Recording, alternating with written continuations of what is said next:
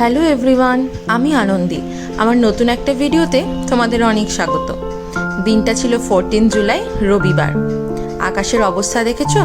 তখন বাজে প্রায় বেলা 12টার সময় রান্নাঘরে এসেছি লাঞ্চের ব্যবস্থা করতে। সকালবেলা আমরা ছুটির দিন থাকলে খুব একটা ব্রেকফাস্ট করি না, জানি এটা খুব খারাপ জিনিস, কিন্তু ওই যা হয়, ছুটির দিন মানে একটু দেরি করে ঘুম থেকে ওঠা, তারপর এক কাপ চা আর বিস্কিট নিয়ে বসে ওই কথা বলতে বলতেই যেন দেখি 11টা সাড়ে 11টা বেজে যায়। প্রত্যেক উইকেন্ডটা আমাদের এভাবেই যেন চলে যায় সকালটা, সেই জন্য একেবারে দুপুরের রান্নাটা করে ফেলি। সকালবেলা আর কিছু বানাতেও ভালো লাগে না, মনে হয় একটা দিন একটু রেস্ট নেওয়াই যায়। সেদিনকে একটু পাবদা মাছ এনেছিলাম। এই পাবদা মাছ আমাদের এখানে তো খুব একটা মাছ ভালো মতো পাওয়া যায় না। আমরা যে জায়গাটায় থাকি ব্যাঙ্গালোরের, এমনিতে ব্যাঙ্গালোরের বিভিন্ন জায়গায় ভালো ভালো মাছ পাওয়া যায়, কলকাতা থেকে আসে, সেগুলো খবর পাই, ফেসবুকে বিভিন্ন গ্রুপে দেখি। কিন্তু আমরা যে জায়গাটায় থাকি এই জায়গাটাতে খুব একটা আমাদের বাঙালিরা যে মাছগুলো খায় সেগুলো খুব একটা পাওয়া যায় না। তো এই লিশিয়াস থেকে এই মাছটা এনেছিলাম, আর লিশিয়াস থেকেই সাধারণত মাছ আনি। আর দামটা একটু বেশি হয় সেটা বুঝতেই পারি, কিন্তু মাছটা ভীষণ ফ্রেশ দেয়। আর একটা বিশেষ কারণ আছে, যেটা হলো মাছগুলো একদম কেটে পরিষ্কার করে দেয়। যেহেতু আমি মাছ খুব একটা পছন্দই করি না, খুব একটা না, খাই না বলতে গেলে, সেই জন্যই মাছ ধরে কাটাটা এগুলো মানে আমি পারিও না, আর ভীষণ একটু অস্বস্তিও হয়। সেই জন্য যেহেতু ফ্রেশ করে কেটে দেয়, সেই জন্য এখান থেকেই আনি। তো এই দিনকে এই পাবদা মাছটা এনেছিলাম তার আগের দিন। ভেবেইছিলাম রবিবার ছুটি আছে, জনও বাড়ি থাকবে, এই মাছটা করব। তোমাদেরকে একটা জিনিস শেখাই, এই যে ধনেপাতাগুলো দেখছো কিভাবে রেখেছি, এই ট্রিক্সটা আমাকে আমার মা এবার শিখিয়ে গেছে। মাও মনে হয় কোনো জায়গা থেকে দেখেছে, ধনেপাতা আনলেই নষ্ট হয়ে যায় কয়েকদিন পর, যত ভালো করেই রাখার চেষ্টা করি দেখি থাকে না। তো মা দেখেছে যে এরকমভাবে জলের মধ্যে রেখে দিলে, ফ্রিজের মধ্যে, আর একটা প্লাস্টিক দিয়ে যদি উপরটা ঢেকে রাখা যায়, বহুদিন থাকে। আর সত্যি আমি যেন এইভাবে রেখে রেখে প্রায় 2-2.5 সপ্তাহ ধনেপাতাগুলো মনে হয় যেন একদম গাছ থেকে তুলে এনেছি, এত ফ্রেশ থাকে। তোমরাও ট্রাই করো কিন্তু। তো যাই হোক, যেটা বলছিলাম, এই রোববার দিনকে, আর সেদিনকে আমাদের মেনু ছিল এই পাবদা মাছের পাতলা করে একটা ঝোল, আর টুকটাক একটা পুঁই শাকের তরকারি ছিল, যেটা আগের দিনই আমি করিয়ে রেখেছিলাম। যে আমাকে একটু রান্নার কাজে সাহায্য করে, সে রবিবার করে ছুটি নেয়, তো শনিবার দিন একটা কিছু করিয়ে রাখি। আমার ছেলে আবার পাবদা মাছ খেতে ভীষণ ভালোবাসে। ও আসলে সব রকম মাছই খেতে ভালোবাসে, কিন্তু আমিই খাওয়াতে পারি না। যেহেতু আমি নিজে কোনো দিন মাছ খাই না, সেই জন্য মাছ বেছে বা পরিষ্কার করে খাওয়াতে আমি একেবারেই পারি না। আর জনও এই ধরনের পাতলা করে খাবারগুলো খেতেই ভালোবাসে। পাতলা মাছের ঝোল, পাতলা মাংসের ঝোল, খুব একটা তেল মশলা দিয়ে খাওয়াটা ও খুব বেশি পছন্দ করে না। সেই জন্য একসাথেই করে নিলাম। আর সেদিনকে মাছটা এত ভালো ছিল দেখে ভাবলাম আমিও এক পিস খেয়ে দেখি, তাই 3টেই নিয়েছি। দেখো, কথা বলতে বলতে মাছের ঝোলটা কিন্তু হয়েও গেল।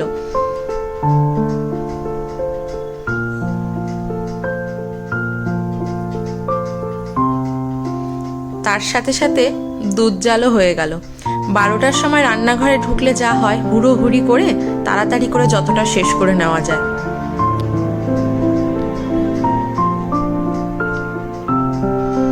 ব্যাস, আমার মোটামুটি রান্নার কাজ শেষ। এইবার রান্নাঘরটা একটু পরিষ্কার করে রাখা। আগের দিনকে যখন মাসি এসেছিল রান্না করতে, তখন তাকে দিয়ে একটু পুঁই শাক করিয়েছিলাম। সে আবার জানে যে আমি একটু বড়া ভাজা খেতে খুব ভালোবাসি। আমাকে বলল, কি গো, তোমার জন্য একটু পুঁই শাক রাখবো, তার বড়া খাবে? আমি তো শুনে অবাক হলাম, পুঁই শাকের আবার বড়া হয়? আমি কিন্তু এর আগে কোনোদিন খাইও নি আর শুনিও নি।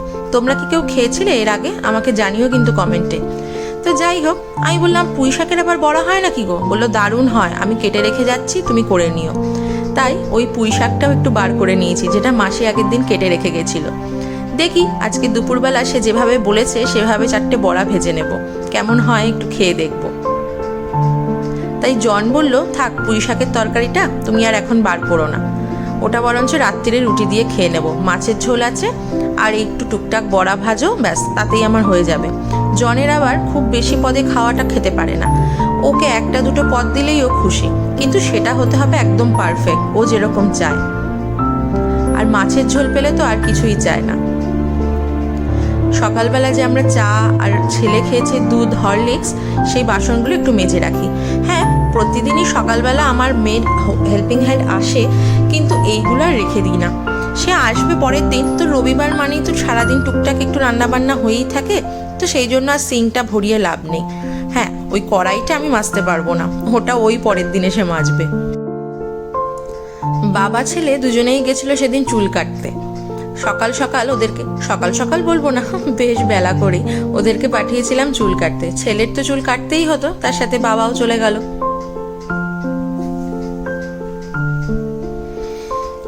আমি ভাতটা একটু অন্যরকমভাবে বানাই, তোমরা কি কেউ এভাবে বানাও আমাকে জানিও।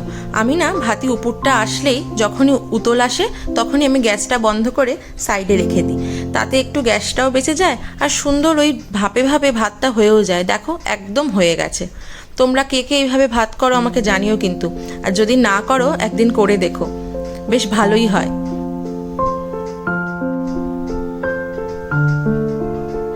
চলো তোমাদের একটু বাইরেটা দেখিয়ে আসি। ওয়েদারটা অসাধারণ ছিল, যদিও এখন রোজই এখানে বৃষ্টি হচ্ছে আর বেশ ঠান্ডা। সেই জন্য দেখো আকাশ একেবারে কালো মেঘে ঢেকে আছে, সারাদিন একটু একটু বৃষ্টি হয়েই যাচ্ছে। এই দেখো সকালবেলা খেয়েছে ওয়েফার, এখানেই ফেলে রেখেছে। কাণ্ড দেখেছো? এটা কিন্তু আমিই খাবো বাকিটা। সকাল থেকে কথা বলতে বলতে বিছনাটাই গোছানো হয়নি, সব কিছু হুড়োহুড়ি। 12টার সময় কাজে লাগলে যা হয়, তাড়াতাড়ি করে করতে হবে, আবার লাঞ্চটাও তো ঠিকঠাক টাইমে করতে হবে। তবে ছুটির দিন ঠিকঠাক টাইমে হয় না, একটু দেরি হয়েই যায়। ওই সব কিছু সকালে যদি মানুষের দেরিতে শুরু হয়, বাকি কাজ তো দেরিই হবে, এটাই নিয়ম।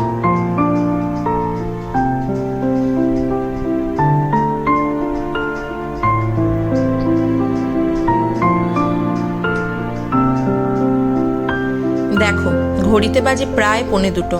এখন আসলো বাবা ছেলে চুল কেটে। এবার ওকে স্নান করানো, খাওয়ানো, নিজে স্নান করা, তারপর নিজেদের খাওয়া। চল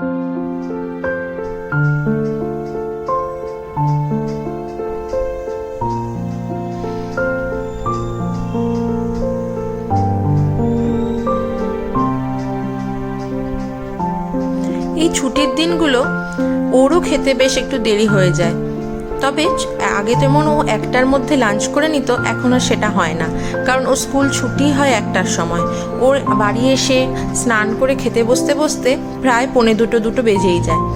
তো যাই হোক, সেই দিনও ওরকমই টাইম হয়ে গিয়েছিল, তবে আরেকটু বেশি। ওরা তো এসেই ছিল প্রায় 1:45, তোমরা তো দেখলেই। চলো ওকে আগে খাইয়ে নিই, তারপরে তো নিজেদের খাওয়ার ব্যবস্থা। ও আবার মাছ খেতে ভীষণ ভালোবাসে, আর আমাকে খালি খেতে বসে বলবে আগে ফিশ দাও। আর আমি হলাম মাছ খাওয়ানোতে একেবারেই পারদর্শী নই। আমি নিজেও যেমন খাই না, খাওয়াতেও ভালো লাগে না, কারণ আমি মাছ একদম বাছতেই পারি না। জানি যদিও পাবদা মাছে তো কাটা টাটা থাকে না, তাও ওই যা হয় পরিষ্কার করে খাওয়াতেই পারি না। ওকে মুখে দিয়েই এটা কিন্তু আমার একটা জিজ্ঞাস্য থাকে, কেমন হয়েছে রান্না। ছেলে যদি বলে ভালো, ব্যাস তার মানেই রান্না ভালো। ওকে খাইয়ে আমাদের ওই বড়াটার ব্যবস্থা করে নিচ্ছি। বড়া ভাজা বলো, একটু গরম গরম না খেলে ভালো লাগে। আর জন এখানে একটু স্যালাড কাটতে আমাকে সাহায্য করছে। ও কিন্তু আমাকে বেশ বিভিন্ন কাজে এসে এসে বলে হেল্প করে দেব। এটা কিন্তু আমারই স্বভাব, আমি বলি না, করতে হবে না। কেন জানি না, মনে হয় যেন নিজের কাজটা নিজে যেভাবে করব অন্য কেউ করে দিলে ঠিক মন মতো হচ্ছে না। সবারই কি তাই মনে হয়? কিন্তু যেদিন দেরি হয়ে যায় সেদিন আর উপায় নেই, তখন মনে হয় যাক, যা পারছে একটু করে দিক, আমার তাড়াতাড়ি হলেই হলো।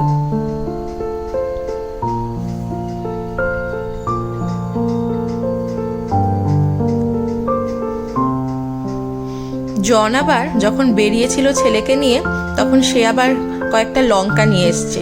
এই যেগুলো সিমলা মির্চ বা বড় বড় লঙ্কা হয়, এগুলোকে কি লঙ্কা বলে আমি ঠিক জানি না, যেগুলোর চপ টপ হয়, তো সেগুলো নিয়ে এসছে। সে এগুলোরও একটা বড়া খাবে বলে। আমাদের কলকাতায় যেমন এগুলো বেশ ভিতরে আলুর পুর দিয়ে সুন্দর করে ভাজে, এখানে আবার সেভাবে করে না। এখানে এগুলো মির্চি ভাজি বলেই প্রচলিত, আর জাস্ট এগুলো বেসনে ভেজে দেয়। তো আমি জনকে বললাম এখন কিন্তু আর ওসব আমি করতে পারবো না, এখানে যেরকম হয় সেরকমভাবেই খাও। তা বললো হ্যাঁ তাই চলবে। দেখো এই 4টে বড়া হয়েছে। প্রথম খেলাম তবে খেতে কিন্তু বেশ ভালো লাগলো। তোমরা একবার ট্রাই করতে পারো। সেরকম কিছুই না, মাসি আমাকে বলে গিয়েছিল একটু বেশি করে লঙ্কা আর বেসন নুন মিষ্টি দিয়ে তুমি বড়াটা ভেজে নিও, সেটাই করেছিলাম। সত্যিই খেতে খুব ভালো লাগছিল। তোমরা একবার ট্রাই করো।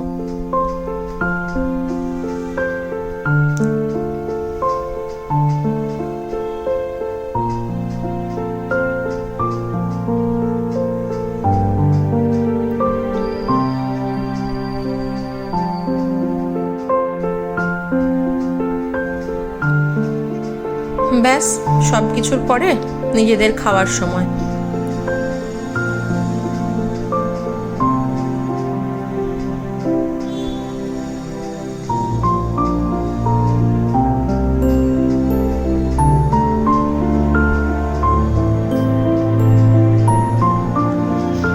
চলো আমরা আস্তে আস্তে লাঞ্চটা সেরে নিই।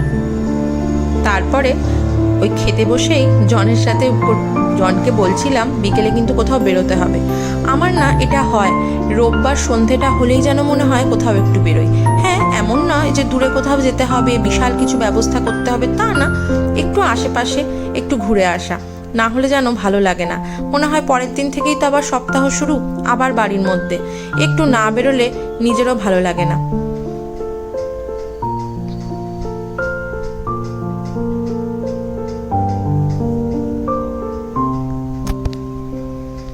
ব্যাস, সন্ধে তখন 7:30। চললাম আমরা তিনজনে একটু ঘুরু করতে।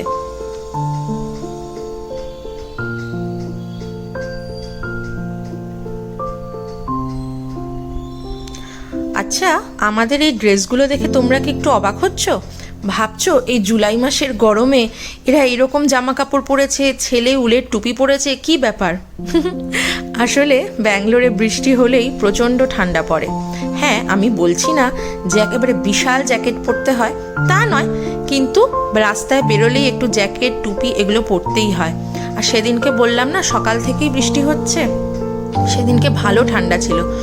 এই সন্ধেবেলা আমি একটা পাতলা সোয়েটার পরেই বেরিয়েছিলাম, কিন্তু ব্যাপারটা বুঝতে পারিনি, মাথা ঢাকার কিছু নিয়েছিলাম না।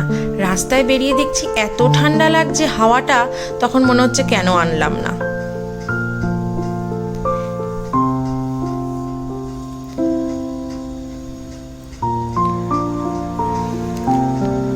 আমি তো বেশ অনেকগুলো ব্লগেই তোমাদের বলেছি যে আমার ছেলে একদম খাওয়া দাওয়া করে না। তার খাওয়া দাওয়া ছাড়া সব কিছুই পছন্দ, তাকে খেতে না দিলেই সে বেশি খুশি। দেখেছো কিরকম করছে মুখটা? সেই জন্য ও যেখানে আজকাল যাচ্ছে ওর প্রিয় খাবারটা ও প্যাকেটে করে নিয়ে যায়। ও ওখানে গিয়ে বসে এটা খায়, বলে তোমরা তোমাদের খাবার খাবে, আমি আমার খাবার খাবো। যাক, কিছু তো খায়, তাতেই আমি খুশি। এই হলো সেই পেস্ট্রি। ও পেস্ট্রি খেতে ভীষণ ভালোবাসে। আর আমাদের এখানে জানো তো ভীষণ ভালো ভালো বেকারি, মানে আমি ব্যাঙ্গালোরের কথা বলছি। আমি যখন এখানে এসেছিলাম তখন আমি দেখছি এখানে আমাদের কলকাতার মতো কোনো মঞ্জিনিস বা মিয়মোরে বা জাস্ট বেক কিছুই নেই। এখানে সব লোকাল বেকারি। প্রথমে দেখে ভেবেছিলাম এগুলো কেমন হবে, কিন্তু সত্যি এখানকার লোকাল বেকারি এত ভালো যে কিছু বলার নয়। দুপুরবেলা তোমরা যদি রাস্তায় বেরো তাহলেই দেখবে চারিদিক থেকে বেকিংয়ের গন্ধ আসছে, সেজন্য একটা দারুণ ব্যাপার। আর আমরা খেয়েছিলাম একটু মোমো আর স্যুপ, ওটাই ছিল আমার ওই দিনকার ডিনার। আমি আর বাড়ি এসে কিছু খাইনি। হ্যাঁ, জন 4টে রুটি খেয়েছিল আর পুঁই শাক, যেটা দুপুরবেলায় বলেছিল খাবে, যেটা আগে তোমাদের বললাম ওইটাই। এই দোকানটায় সেদিন আমরা নতুন গেলাম, মানে প্রথমবার। খাওয়াটা বেশ ভালোই ছিল। হ্যাঁ, বলবো না সাংঘাতিক ভালো, তবে ঠিক আছে, সন্ধ্যাবেলা টুকটাক খাওয়ার জন্য ভালোই।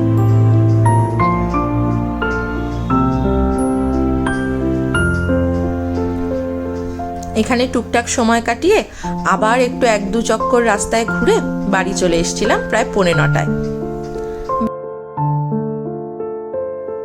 বাড়ি ফিরে দুজনে মিলে 1 রাউন্ড লুডো খেলে নিলাম। এটা কিন্তু আমাদের নতুন ফেভারিট, দুজনে প্রত্যেক দিন 1 রাউন্ড লুডো খেলি। চলো আজকের ব্লগটা এভাবেই শেষ করলাম।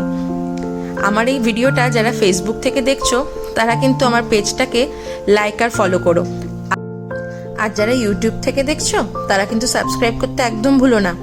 আজকের ব্লগটা কেমন লাগলো কমেন্টে জানিও, ভালো লাগলে একটা লাইক করে দিও। চলো আজকের মতো টাটা।